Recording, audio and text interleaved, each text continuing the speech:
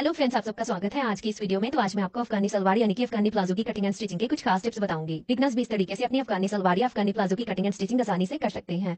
तो आपका ज्यादा टाइम ना लेते हुए हम आज की इस वीडियो को शुरू करते हैं। तो सबसे पहले मैंने ये 2 मीटर फैब्रिक लिया है, जिसे ऐसे मैंने 4 साइड में फोल्ड करके रख लिया है। ये इसकी खुली वाली साइड है और ये इसकी बंद वाली साइड है। तो अब हमें ना ऊपर की तरफ ऐसे 3 इंच मार्क करना है। ये हमारा इलास्टिक का मार्जिन हो गया ऊपर की तरफ। तो 3 इंच को हम ऐसे ही सीधा सीधा मार्क कर लेंगे। अब हमें अपनी अफगानी सलवार की लेंथ को मार्क करना है। तो लेंथ ना हमने यहाँ से मार्क करनी है, ये वाली मार्किंग से। ऊपर हमारा इलास्टिक का मार्जिन है और ये वाली मार्किंग से हमने अपनी लेंथ मार्क कर लेनी है नीचे की तरफ। तो जितनी भी आपको इसकी लेंथ रेडी करनी है ना, उसे आपने 1 इंच कम मार्क करनी है। तो मुझे इसकी लेंथ जो है ना वो 37 इंच रेडी करनी है। तो मैं यहाँ पे 36 इंच को मार्क करूंगी। 36 इंच को ना हमने इस तरीके से सीधा सीधा मार्क कर लेना है। तो अब हमें ना ऊपर वाले मार्क से नीचे आसन के लिए एक मार्क करना होता है। ये मार्क ना हमारे हिप के साइज के अकॉर्डिंग होता है। हिप का जो भी रेडी साइज होता है ना हमारे पास, उसे हमने 4 से डिवाइड करना होता है। तो यहाँ पे हमारे पास हिप का जो रेडी साइज है वो है 46 इंचेस। 46 को अगर हम 4 से डिवाइड करेंगे तो हमारे पास आंसर आएगा 11.5 इंच। तो 11.5 इंच को ना हमने यहाँ पे ऐसे मार्क कर लेना है। तो आसन का मार्क हमने कर लिया। अब हमें यहाँ से ना वेस्ट का मार्क करना है। तो वेस्ट का जो मार्क होता है ना वो भी हिप के साइज के अकॉर्डिंग ही होता है। उसके लिए भी हमें हिप के साइज को ना 4 से डिवाइड करना होता है। तो यहाँ पे अगर हमारा 11.5 इंच आया तो यहाँ पे भी हमने वेस्ट के लिए 11.5 इंच ही मार्क करना है। तो यहाँ पे भी हमने ऐसे 11.5 इंच को मार्क कर लेना है। अब हम इन दोनों मार्क को ना मिला लेंगे ऊपर तक।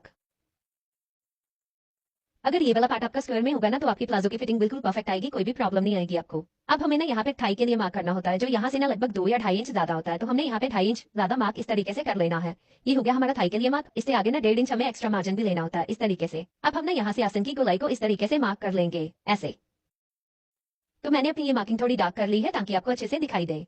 तो अब हमें नीचे की तरफ ना मोड़ी का मार्क करना है। इसकी जो मोड़ी जितनी आपने रेडी करनी है ना, उसे आपने डबल यहाँ पे मार्क कर लेनी है। मान लीजिए अगर हमें 6 इंच रेडी करनी है तो हम यहाँ पे 12 इंच को ऐसे मार्क कर लेंगे। और अगर आपको 6.5 इंच रेडी करनी है तो 13 इंच को आप यहाँ पे मार्क कर लीजिए। मैंने यहाँ पे 12 इंच मार्क किया है। अब हम इन दोनों मार्क को ना ऐसे मिला लेंगे, मोड़ी वाले मार्क को ऊपर थाई वाले मार्क से। और ये एक्स्ट्रा मार्जिन को ना हमने यहाँ से ऐसे मार्क कर लेना है। इन फ्यूचर अगर हमें थाई से ये लूज करने की जरूरत पड़े तो ये वाले मार्जिन से हम आसानी से इसे लूज कर सकते हैं। तो ऐसे हमारी अफगानी सलवार यानी कि अफगानी प्लाजो की मार्किंग हो चुकी है। इस तरफ हमें कोई भी मार्किंग नहीं करनी है, सिर्फ एक ही सिलाई से हम इसे रेडी करेंगे। तो अब हम इसे अपनी मार्किंग के साथ साथ कट कर लेते हैं।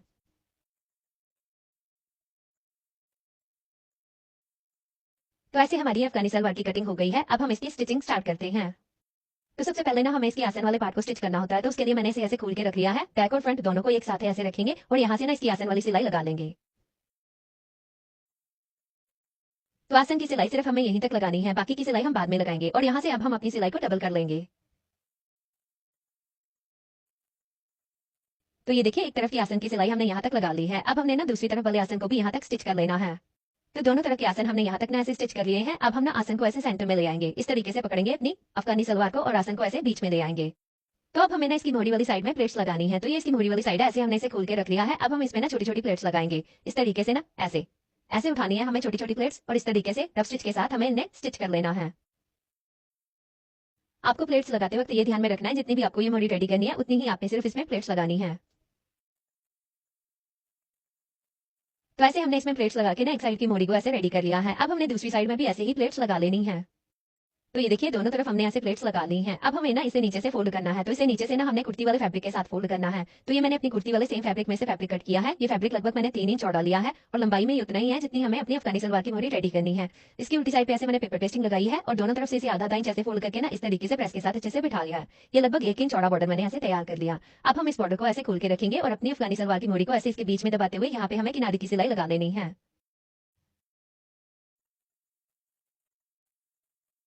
तो एक तरफ से ना हमने इसे ऐसे नीचे से फोल्ड भी कर लिया है और देखिए कितनी अच्छी फिनिशिंग आई है इसमें, पीछे से भी देखिए, ये देखिए। तो अब हमने ना दूसरी साइड वाले पोंचे को भी ऐसे ही रेडी कर लेना है।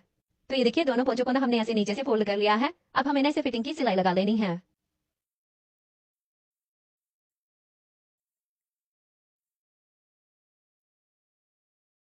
तो एक तरफ की फिटिंग की सिलाई हमने ऊपर आसन तक ऐसे लगा ली है। अब हमने दूसरी तरफ की भी फिटिंग की सिलाई लगा लेनी है। वो नीचे से ही लगाएंगे हम पोंचे वाली साइड से। तो ये देखिए, दोनों तरफ हमने ऐसे फिटिंग की सिलाई लगा ली है। अब हमने जो आसन छोड़ा था ना उसे स्टिच करना है। तो उसके लिए ना हमने आसन को ऐसे करके पकड़ना है इस तरीके से। और ये जो मार्जिन है ना, इसे हमने ना एक तरफ ऐसे फोल्ड कर लेना है इस तरीके से और दूसरी तरफ वाले मार्जिन को ना इसके ऑपोजिट फोल्ड कर लेना है ऐसे। और यहाँ से ना हमने आसन वाली सिलाई लगा लेनी है। ये वाली सिलाई को ना ये वाली सिलाई से, इधर वाली सिलाई से मिला लेना है।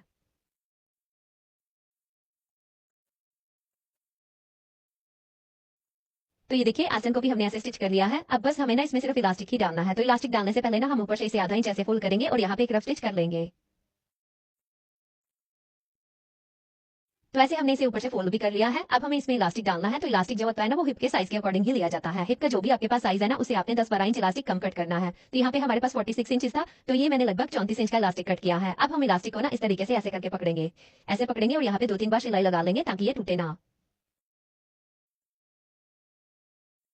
तो ऐसे हमने इलास्टिक पे सिलाई लगा ली है। अब हमने ना इलास्टिक को अपनी अफगानी सलवार के अंदर इस तरीके से रखना है और ऊपर से ना सलवार को ऐसे फोल्ड कर लेना है। और यहाँ पे ना बिल्कुल सलवार के किनारे किनारे पे हमें सिलाई लगानी है, इलास्टिक के ऊपर नहीं।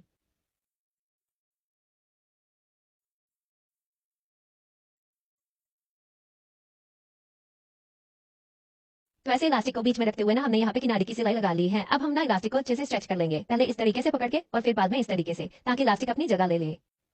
तो ऐसे हमने इलास्टिक को भी स्ट्रेच कर लिया है। अब हमें ना बिल्कुल इसके बीच में एक सिलाई लगा लेनी है। इलास्टिक और सलवार को एक साथ पकड़ के खींचते हुए ना हमें ये सेंटर वाली सिलाई लगानी है। तो ये देखिए फ्रेंड्स, ऊपर की तरफ हमारा ये इलास्टिक भी डल चुका है और नीचे की तरफ इसका पोंचा भी देखिए कितना खूबसूरत रेडी हुआ है। और देखिए कितनी अच्छी फिनिशिंग आई है इसकी मोरी में। और ऐसे कितनी आसानी से हमारी ये अफगानी सलवार या अफगानी प्लाजो बनके तैयार हो गया है। ऐसे आप भी आसानी से अपनी अफगानी सलवार की कटिंग एंड स्टिचिंग कर सकते हैं। सिर्फ एक ही सिलाई से आपको इसको रेडी करना है। तो आई होप आपको मेरे अफगानी सलवार की कटिंग एंड स्टिचिंग के सारे टिप्स समझ में आ गए होंगे और आपके बहुत ही काम भी आएंगे। तो मेरी ऐसी ही यूजफुल वीडियोस देखने के लिए मेरे चैनल को सब्सक्राइब जरूर करें और वीडियो को लाइक और शेयर भी जरूर करें। तो चलिए नेक्स्ट किसी और वीडियो के साथ मिलते हैं। Till then bye bye.